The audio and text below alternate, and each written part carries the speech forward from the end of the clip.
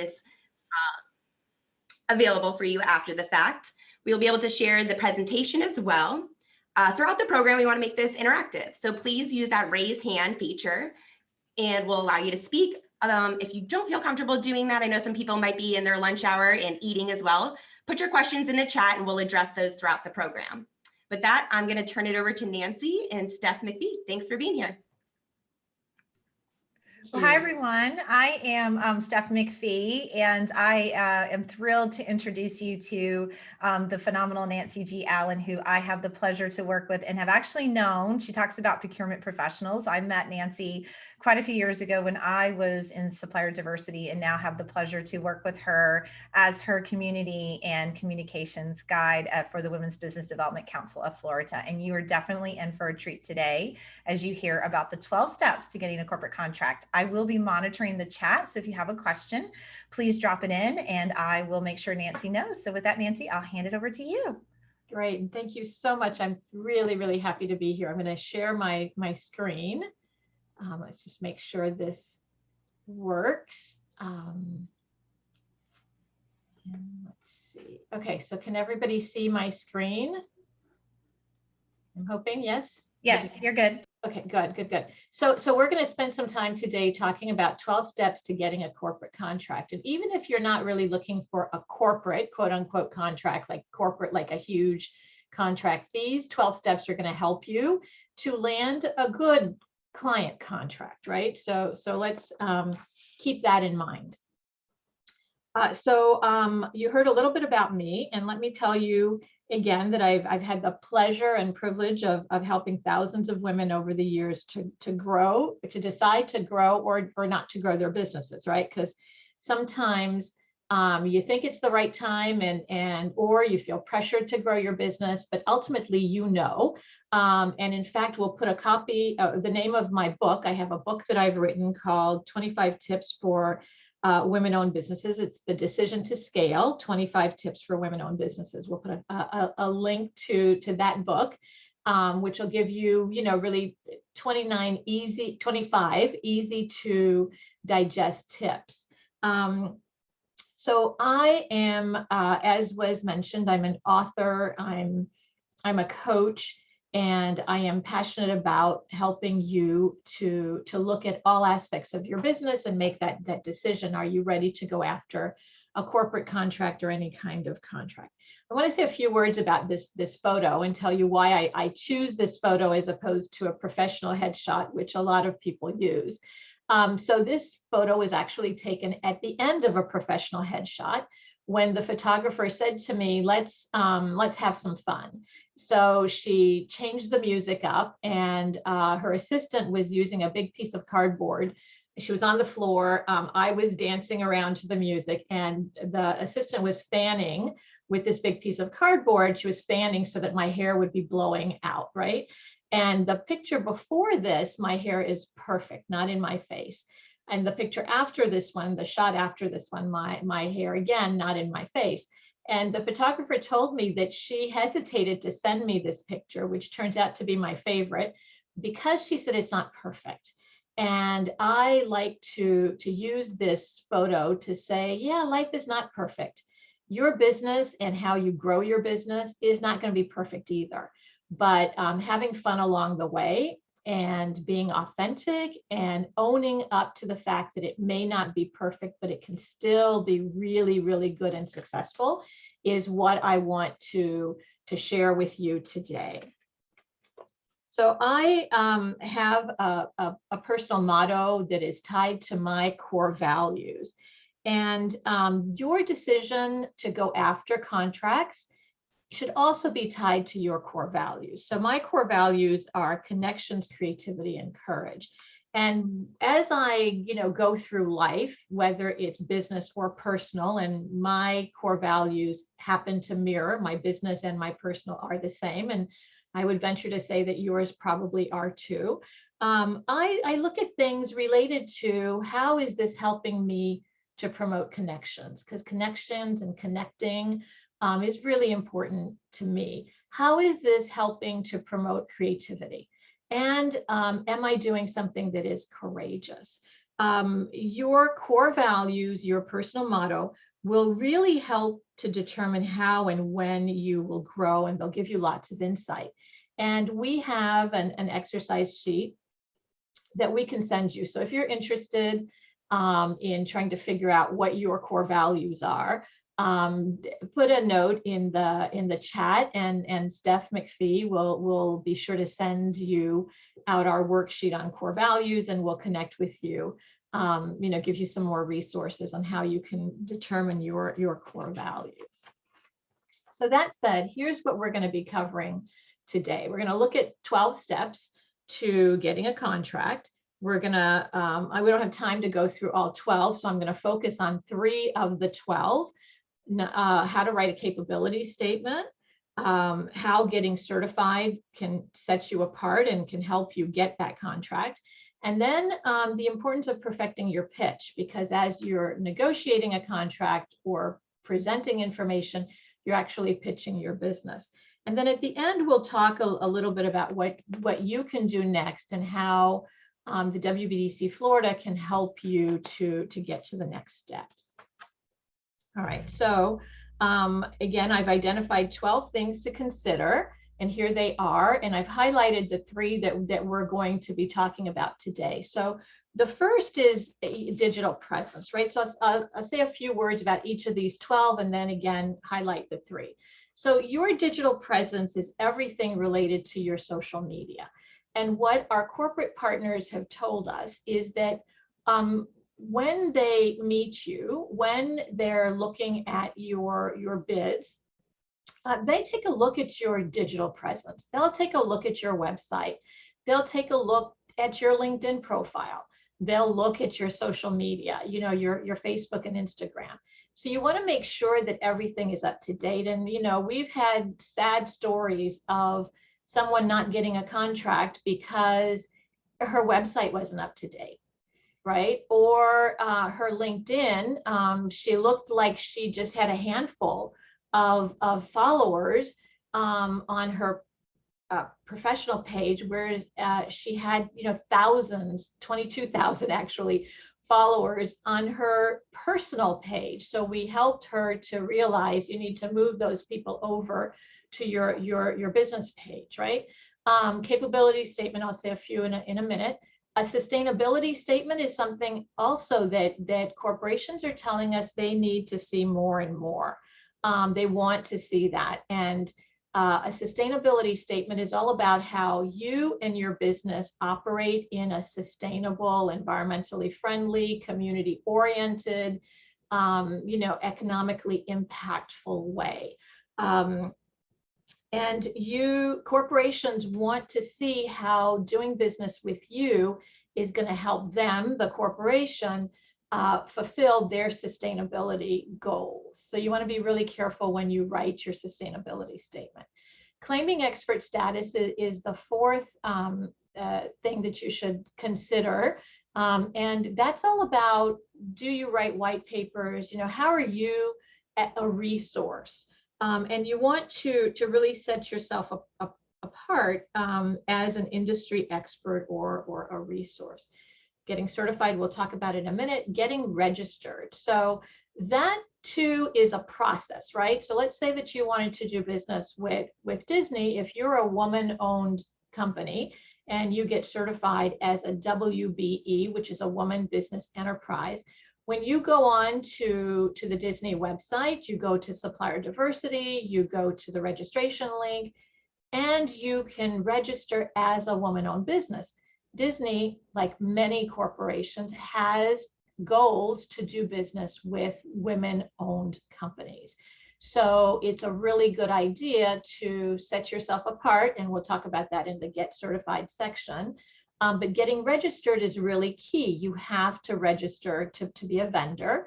And once you're in their portal as a vendor, you start getting information about contracts and opportunities. The 7th thing to consider is research. You really have to do your homework. And the best way to do that is to Google the company. You want to be really, really familiar with their websites. and their own language. So corporations have their own language. Some corporations call sustainability the Green Initiative, or some call it sustainability, or some call it, community, whatever. So you want to, as you're preparing to bid for a contract, you want to mirror the language that the company, the corporation has. I'll give you another example. Some corporations call business owners who do business with them, they call them suppliers. Other corporations call them vendors. So you need to, by doing your research, you'll be using the right language when you introduce yourself. I'd like to be a supplier, or I'd like to be a vendor. In some instances, like Office Depot, they use both terms. They use supplier and vendor.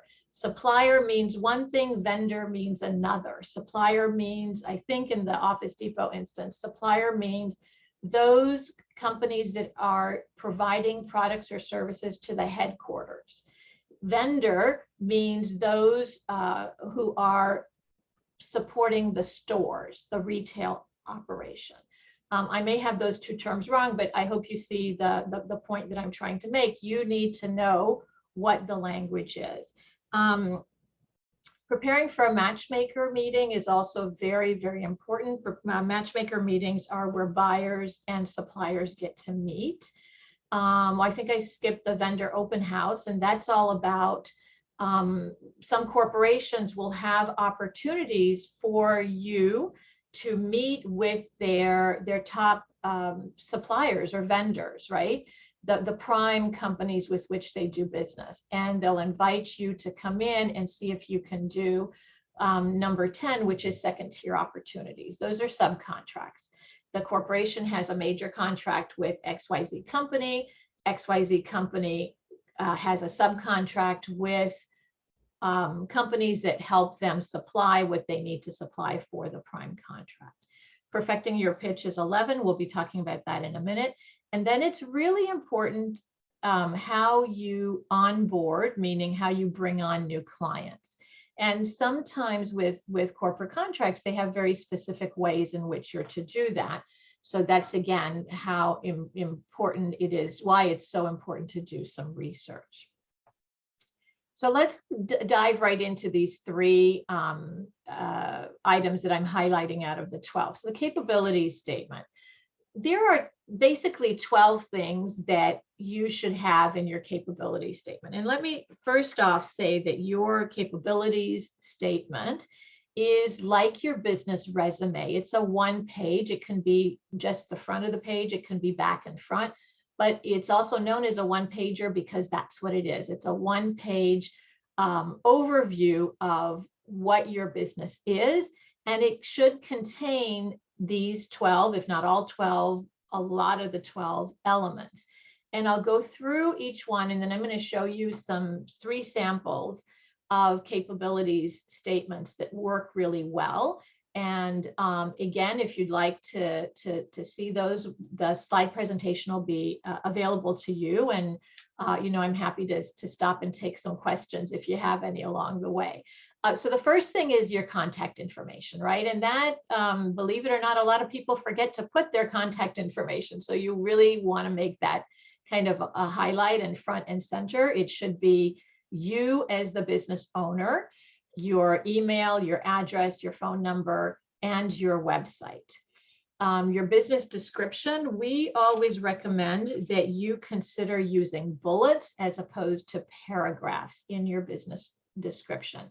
If you are going to use a paragraph, really no more than 2 or 3 sentences, because regrettably, people don't read.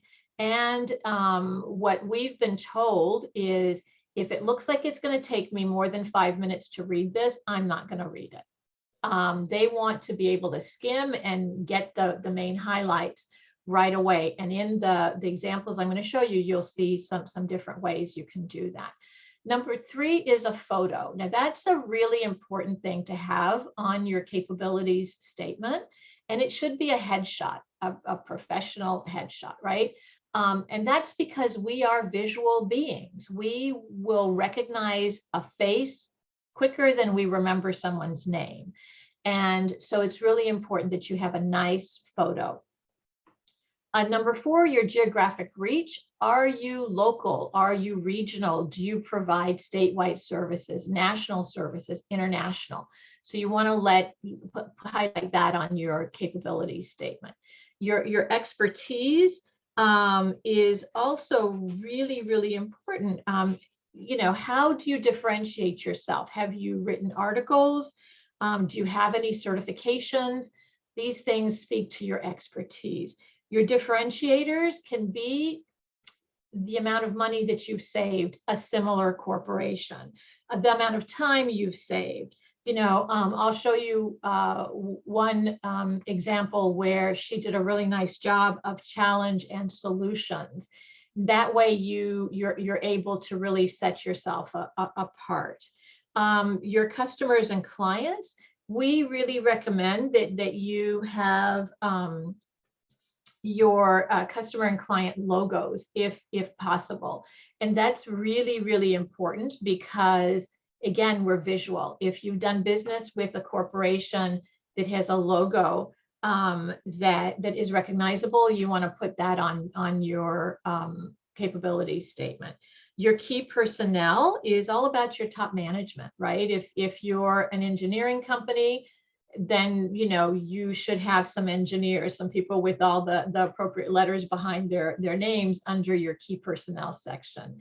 Your industry codes are usually your NAICS codes, and that stands for North Atlantic Industry Code System. And that's what corporations and the buyers, they go by these industry codes, and that's how they assign you to the right contracts officer. 11 certifications, we kind of talked about that, right? Are you woman-owned? Are you, do you have another kind of gender-based certification, an SBA certification? So you want to highlight those things. And then branding and logo, your branding and logo should all match. It should match all across your digital presence, right? So if you use a color on your website, on your capability statement, it should be basically the same color and the same font if possible. Okay, so here is an example of a really good capability statement. And I don't know if you can see my cursor, but here's a lovely picture of Jennifer, right? She's looking straight into the camera. And what do you notice immediately? She's wearing a lab coat, and that just says she's a doctor. Here's her name, Dr. Jennifer Pulapaka, right? So her photo matches who she is and what she does. Here are her certifications. She's a woman-owned company. Her products are certified made in the USA, and Reduce, Sustain, Grow is an environmental kind of a certification that she has. Here are her contact details. And you can see she's got her corporate office. Here's an email, her website, a phone number, right? And then she's got her cage, and her DUNS numbers, which again are things that corporations look for. Here are her core competencies, her market experience. Remember, we talked about how important it is to talk about your experience. Her differentiators are listed here, right? She says she was established, it's right here, 2005 in Central Florida. She's triple board certified, again, speaks to her expertise. She's got 20 plus years in wound care, et cetera. So you can see how her differentiators are just right there. People can go straight to that part of her capability statement and see her differentiators. We talked about NAICS codes, and here they are. And if you don't know what your NAICS codes are, you just type in NAICS codes on Google, and it'll take you to a website where you can do a keyword search. Okay, and it's really important as you're bidding on contracts to know what your NAICS codes are. What I like about this capability statement, she's got a nice tagline, wellness from the ground up. She sells socks, right? Here's what her socks look like. And the differentiator is this white bottom on her socks, because it'll show if there's any bleeding or oozing. And that's the first sign that someone needs to get some care, because they might be diabetic, right? So this is, as I said, an example, a really nice example of a capability statement. This is a one-page capability statement. Nancy, if I can interrupt, we had a question about the photo.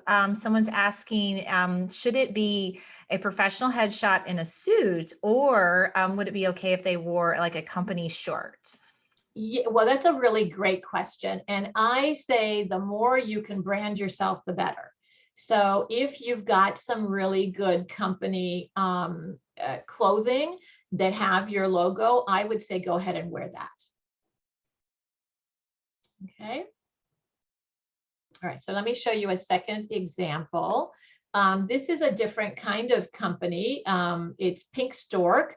And you can see it's all pink, right? Here's a lovely explanation of how Pink Stork was established. The owner basically had some challenges, and so she decided that she probably wasn't the only person who had these challenges during pregnancy and postpartum. So she established this company. Again, here's her lovely logo. Her philosophy is right here. Our philosophy is to bring hope to mothers who are looking for a guiding light during this stage of life. So she says exactly who her target audience is, right? And she's got here listed PMS, fertility, pregnancy, lactation, postpartum. And remember, I talked about logos. Well, everyone recognizes CVS, the CVS logo, and Target, right? Walmart and Amazon. So the person reading this, a corporate buyer would say, wow, she's already in some of these stores. This is a person who has experience, who knows how to handle corporate contracts. Okay, and then here she just has some examples, why Pink Stork, right? So this is an example. Here's her certification. She's certified woman owned. Notice that she doesn't have a photo, okay? Now, I always recommend a photo, but you don't have to follow all 12 of the elements, right? This one works really well. I think because it's so unusual in this pink that people would probably really remember this, this capability statement and the company. So here is a third example of a capability statement. And again, it's got a lovely photo of Bethany. Here's her contact information right here. Here she says, our team brings nearly 30 years of private sector experience in thinking to organizations and agencies.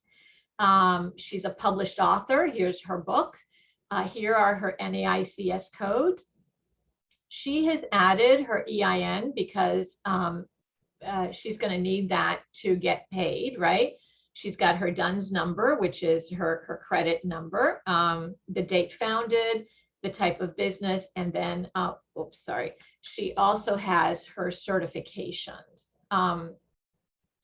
Another thing I like about this capability statement is she's got a tagline, and that always will set you apart. Remember, Jennifer had a tagline as well, right? So, you know, by the name of the company, you can't really tell what it is, but here she tells you strategy, innovation, and transformative experiences is what they do.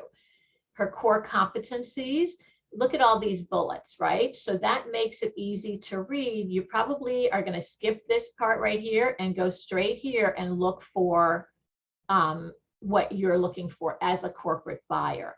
Her past performance, here she put service, this is what she did, and results.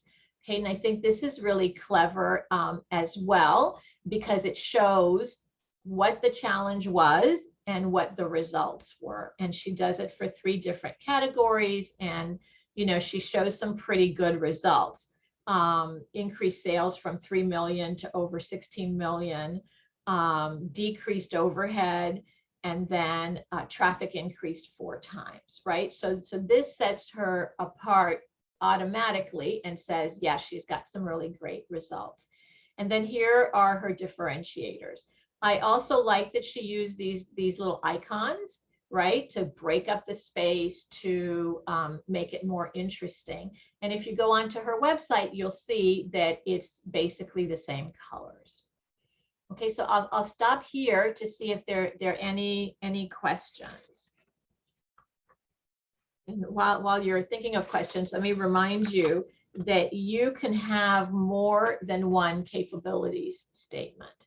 And actually, it's pretty important to have more than one if you provide a wide variety of things. So for example, with Bethany, she could have a capability statement just highlighting her customer experience programs. She could have another one that's just highlighting market research, validation, and experimentation. It all works together, but you know, she's speaking to someone who is specifically looking for website design. Then she could focus her capability statement just on website design. She could give some examples of past performance with website design. She could highlight her clients or testimonials. Okay, are there any questions? I've got a note here that Nikita Leatherwood has raised her hand. Yes, she hasn't, Nikita, you haven't typed one. Oh, here we go. Let's see. Hi, can you hear me? Yeah, we got it. Yeah. Hey, okay. I have a question for you. If you don't have as much experience and you're just starting your business, how would you do that for past performance? Because you wouldn't have any, or maybe if you only had 2 clients, so it's not going to be as much as someone else, you know, capability statement that's been in the business for a very long time. So how do you make up for that? Right. So that's a great question. And you know, there are a lot of companies that are just starting out that have beautiful capability statements. What you could do is you could have a section called testimonials, where you know, get a really nice testimonial from a previous client. So let's say you've got 2 main clients, you could ask each of them for a testimonial. You can also, in your About Us section or your expertise, let me go up one more here, your core competencies, you can talk about your expertise in what you were doing before and how you brought that into this new business. So let's say that you're a marketing company and you worked for 10 years for a marketing company before you started your own. So your expertise is 10 years old.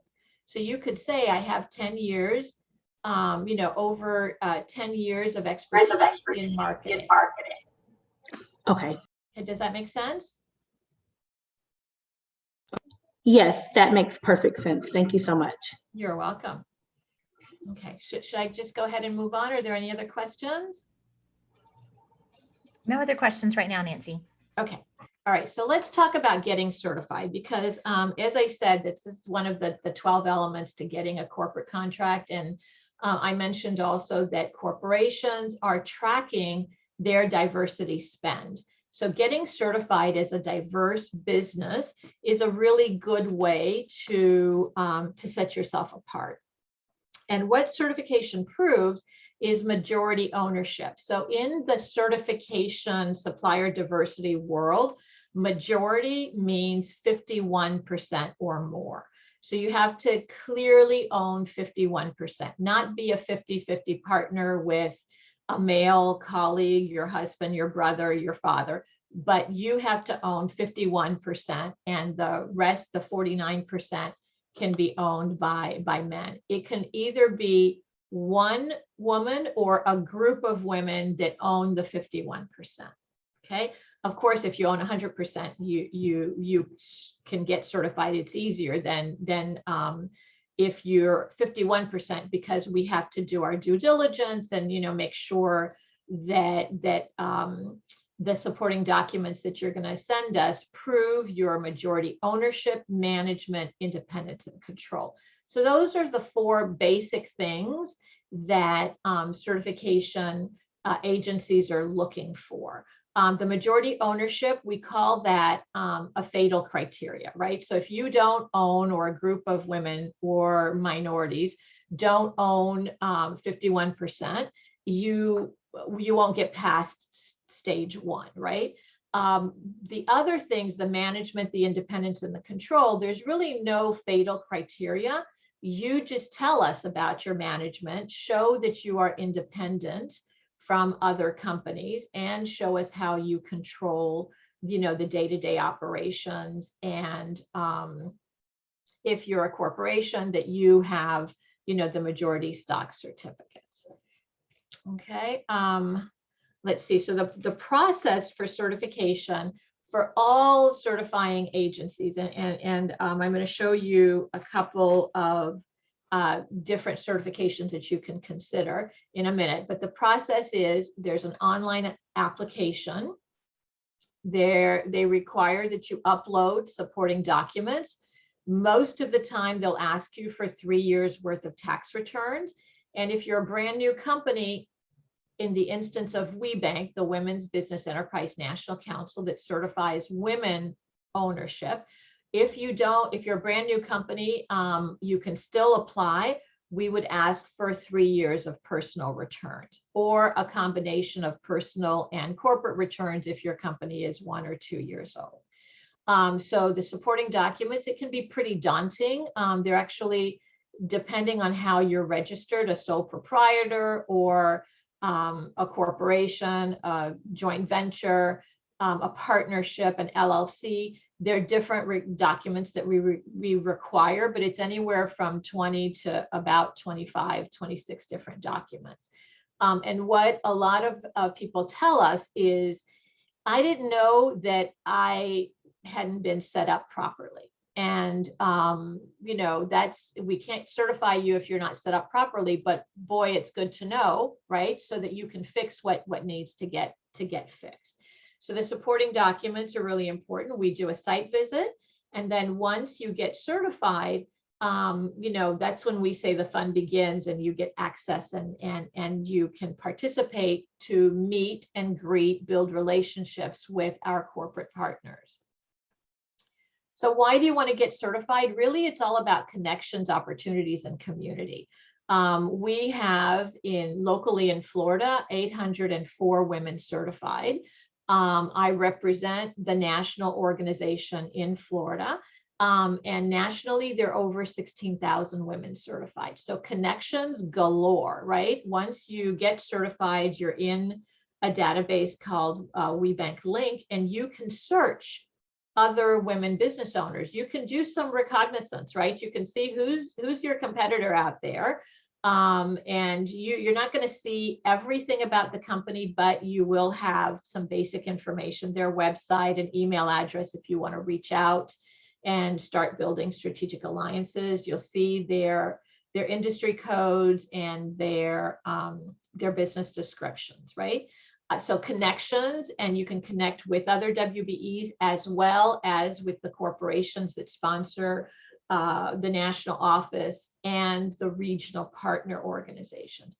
Opportunities come through our sponsors. So just recently, we have a huge construction company that reached out to us, and they're looking for women-owned companies in construction. So they reached out to us because they know we certify women-owned companies, and we're able to share with them the women we have that are certified construction companies. And then finally, community is all important, right? It can be kind of lonely to be a woman business owner. And being in a community of other women business owners is really, really helpful for support, for mentorship, for sponsorship, for, doing business. So here are some different kinds of certification you can consider applying for. And we always say the more you have, the better, because again, the corporations are looking to measure how diverse their suppliers and vendors are, right? So WeBank, a certified WeBank, that's the women-owned business. The SBA, WOSB, women-owned small business, that gets you into corporate contracting and federal contracting and opportunities. The NMSDC, the National Minority Supplier Development Council, if you are an ethnic minority and can prove it, then you can get certified as a minority vendor. Sometimes you'll see M/WBE, that stands for minority/woman business enterprise. So the woman is a woman, and she is a Hispanic woman, an African American woman, or an Asian woman. The NGLCC, the National Gay and Lesbian Chamber of Commerce, they have a certification, certified LGBTE, lesbian, gay, bisexual, transgender business enterprise. That's what that stands for. DOBE, disability owned business enterprise, and then VOSB, veteran owned small business. The thing to remember also about certification is you can get certified at the local level. So, your county government is looking to do business with women-owned and minority-owned companies. And so as you register on their website, you can say, I am a woman-owned company. They'll probably ask you to prove that, or I'm a minority-owned company. They ask you to prove that. And so you can show them your certifications. Okay, so national, state, county, and federal. Again, the WOSB, Women-Owned Small Business Program, is for federal contracts. Okay, are there any questions about certification? Okay, so let's move on to the final of the 3 that I was highlighting of the 12, perfecting your pitch. So at some point in your business life, you're going to be pitching your business, and pitching your business can be a 5-minute process, a 15-minute process. It can be a day-long process, right? So I'm going to just briefly go over for you the elements of a great pitch, how to present your pitch, and all important, how to follow up after your pitch. So the elements are pretty basic: who, what, where, and when. So who you are. So you're going to talk about, I'm Nancy Allen. I've been working with women-owned businesses for the past 30 years, and I love connecting women-owned businesses to opportunities. That would be who, and it speaks to my passion. What is all about what you do. I connect women business owners to opportunities. You provide marketing services. You are in IT staffing. Where is where you do it? Locally, nationally, internationally? Are you online? Are you in retail? All of those things talk to the where. And then when is, are you ready to go? When did you start this company? You can speak about your expertise there. If you're speaking to an investor, the when has to do with when will you pay back the investment?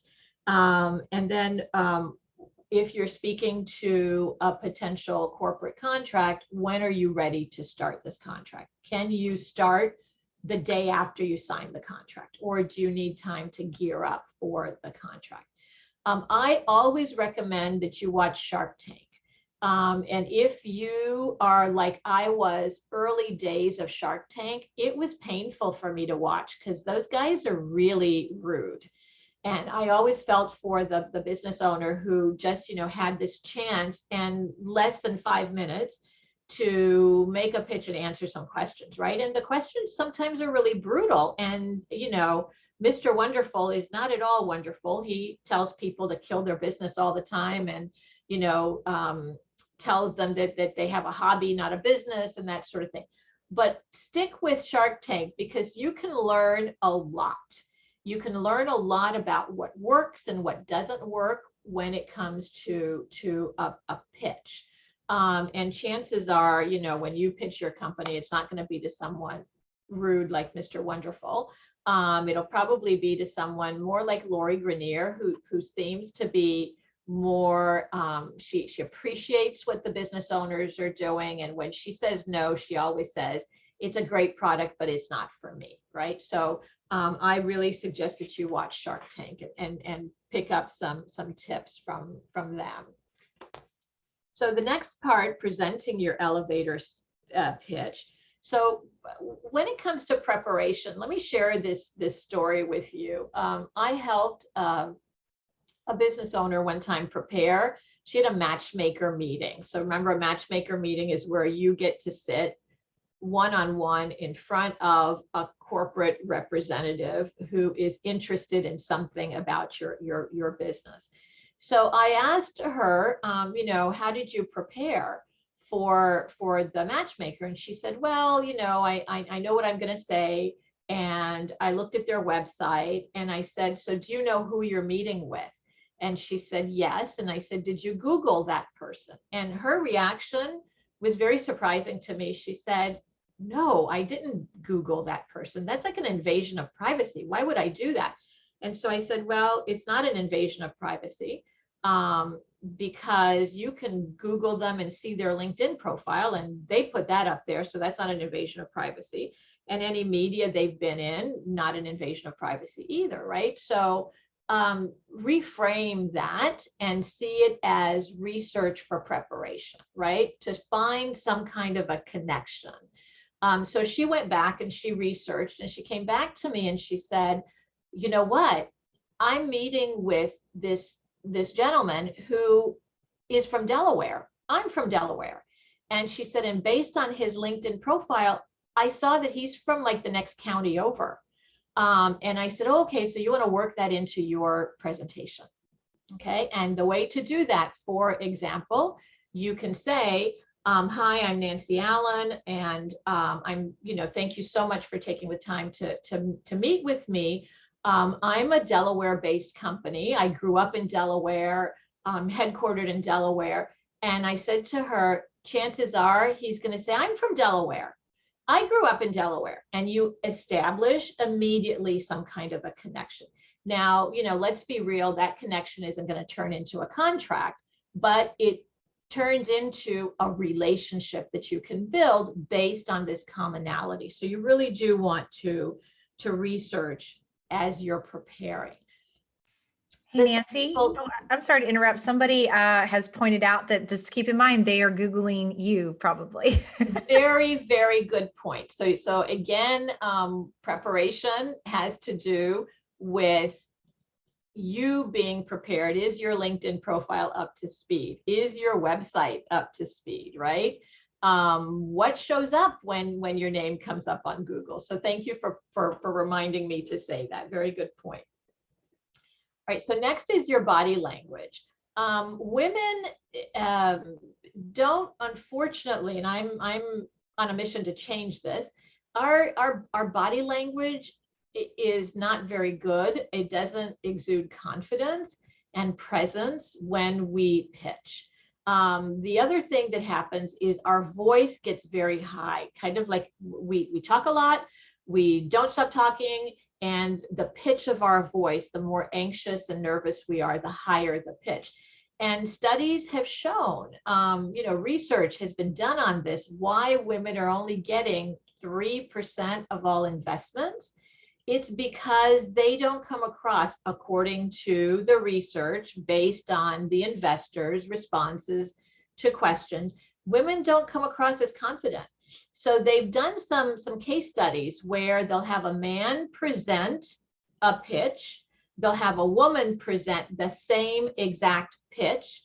The man gets the money and the woman does not. And it all has to do with presence and body language.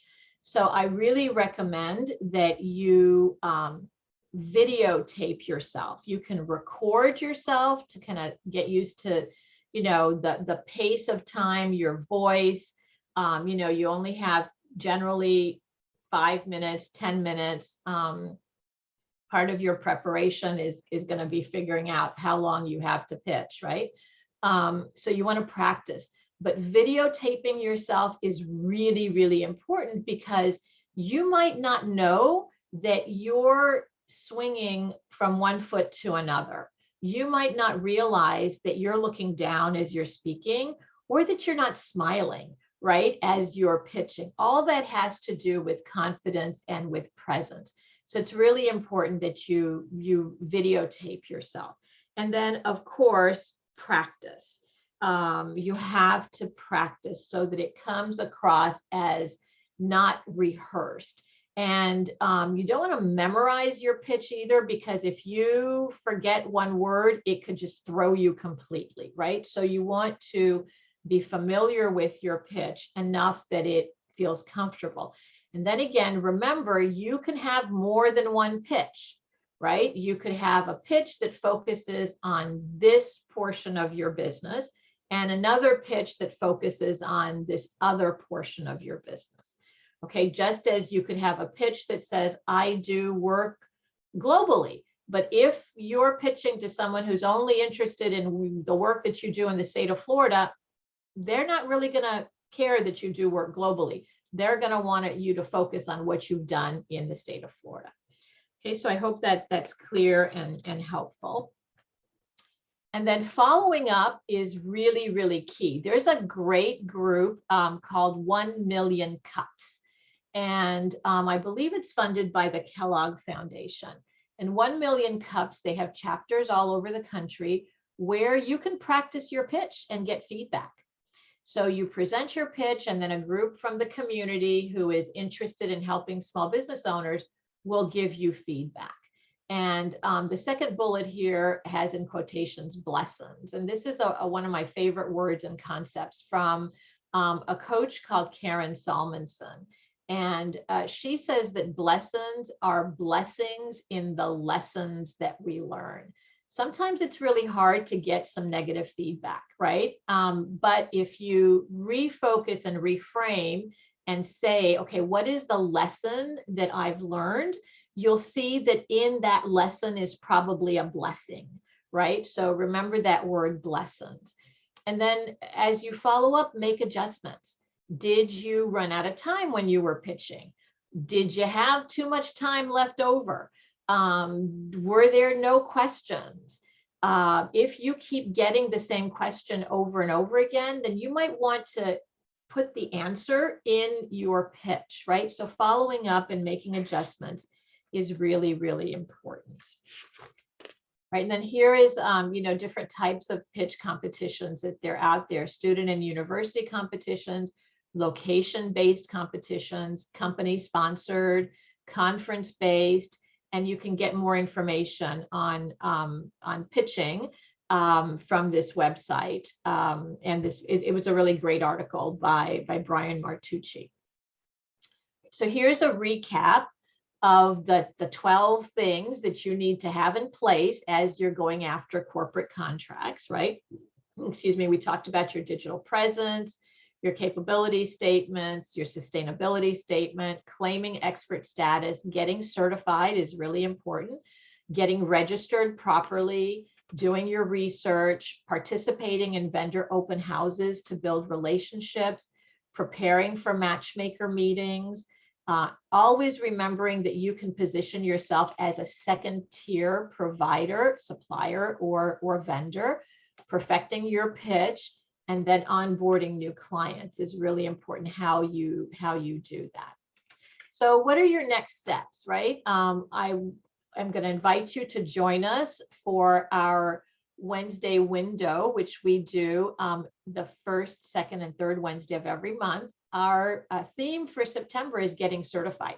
We want you to, join us in August too, but if you're interested in getting certified, the theme for September is all about certification. And we want you to check out our membership site called The Growth Shift, and Steph will put a link in the chat, and connect with us. We're at WBEC FL, Women's Business Enterprise Council, Florida. So WBEC FL, The Growth Shift, and then Nancy G. Allen. So thank you very, very much for your participation and for your questions. We've got a couple of minutes left, and I hope, if you have any questions, I'm happy to respond. So I'm going to stop sharing and come back. Okay, are there any questions? Nancy, there was just one, and I know we get this a lot about the clarification between WeBank and the state and county women-owned certifications. Yes. Okay. So WeBank is a national certification for doing business with Fortune 500 and Fortune 100 companies. So if you're interested in doing business with Target or Disney or UPS or Johnson & Johnson, Starbucks, et cetera, then you want to get WeBank certified. So that is certification allows you to do business with corporations nationally. That's separate from your state certification or your local certification, which only allows you to do business with the state of Florida or your local county government, right? And unfortunately, it's not one size fits all. And if you're WeBank certified, you don't automatically get state certified and vice versa, right? So you have to have the different certifications. Keep in mind that the WeBank certification, the national certification, because it is national in scope, no matter where you're located, if you're here in Florida and you want to do business with Starbucks on the other side of the country, they will accept your WeBank certification. There is a question from Emily, and I may need you to come on, Emily, and clarify a little bit, because she's asking about dealing with discount retail stores. I don't know if you're talking about working with Walmart or Target. So maybe we can, Jackie, have Emily actually ask her question if you're okay with that. And make sure we get it right. Hi, it's Emilie. Can you hear me? Yes. Okay, good. It was not with Walmart. It was regarding like retail, like 99-cent store retails. Does that include with that as well? That's what I was asking. I was in and out of the meeting. I'm sorry, due to like my own I'm in a doctor's appointment. But thank you, Emily, for joining us. So I think I understand your question, and the way to answer that or to get that answer is to go and register with that company or that store, right? And as you register, they will ask you, are you a minority vendor? And if you say yes, then they'll ask you to prove it. So you can prove that you're a woman-owned company or that you're a minority-owned company. But I don't know specifically for the 99-cent stores, but most major companies, major retailers have supplier diversity initiatives. And if you are a diverse supplier, you want to position yourself as such because they're actively looking for women-owned companies or minority-owned companies to meet their supplier diversity goals. And supplier diversity, the reason these goals are really important are two reasons. Number one, it's good business practice, right? That you have more than one kind of person who provides you with products or services. And it also affects the bottom line, because if you're a woman-owned company or a minority-owned company and your product says, I am a woman-owned company, people will spend more. Women will spend more to buy your product because we want to support you being a woman-owned company.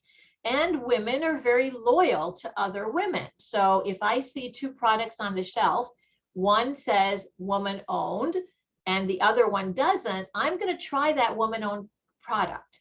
Okay, and corporations know that. So that's why they have these supplier diversity initiatives in place. I hope that answers your question, Emily.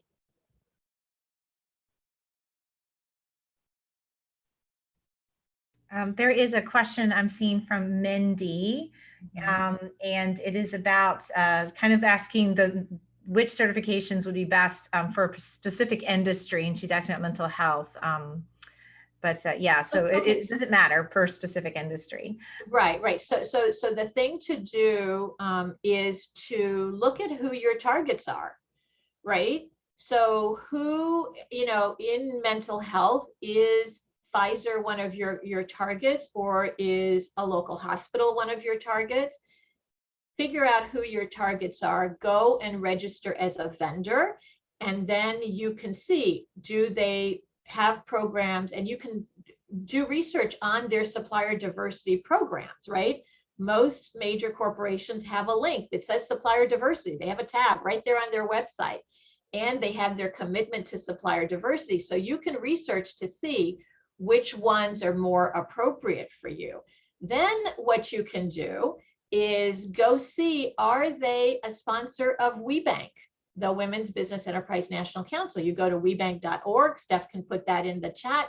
You go to webank.org, you look at the tab that says sponsors and see, are any of my target people, target companies, are they sponsoring WeBank? Are they sponsors of the Minority Council? Are they sponsors of LGBTQ community? So that would be a way to figure out which one would be most appropriate for you.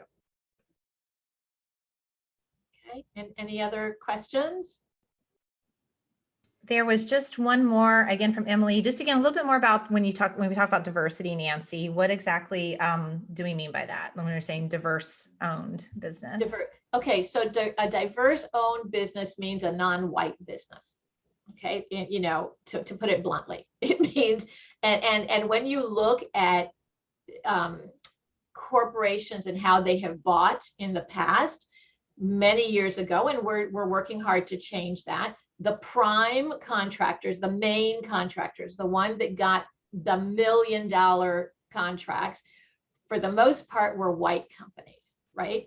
Supplier diversity says we have to give opportunities to non-white companies, non-Caucasian male-owned companies. So we do that through promoting that there are qualified women-owned businesses in the world who just haven't had a chance. So supplier diversity says we're giving you that chance. Work through supplier diversity, and the supplier diversity programs within corporations, they're your champions. They're the ones who are going to say, I met Nancy Allen at XYZ conference. She supplies ABC and she knows her stuff. And so the next time you have a bid going out for staffing or marketing or construction, consider sending the bid opportunity to Nancy Allen. She's a woman-owned, she's a diverse-owned company. That's what that means. I hope that answered your question. Awesome. Okay. Well, thank you very much, Nancy. Thank you, Steph, so much for this opportunity to be able to share this program with our audience. I do want to let everybody know that it was recorded today, so we will provide you with access to the recording of the session as well as the presentation. So stay tuned for that. It just takes a little bit of time to download the recording, but we'll get that out to you very soon. As well as if anybody doesn't have a capability statement or is currently working on theirs, or maybe has one, but they want it reviewed, schedule a counseling session with our Women's Business Center. We'll review those capability statements. We do other programs on supplier diversity. We have a whole series on it. So we can definitely further that conversation and build those relationships with you. So thank you very much. With that, I will let everybody else have the rest of your afternoon. Take care, and we'll be in touch. Thank you, Jackie. It was fun. Bye. Bye, everyone.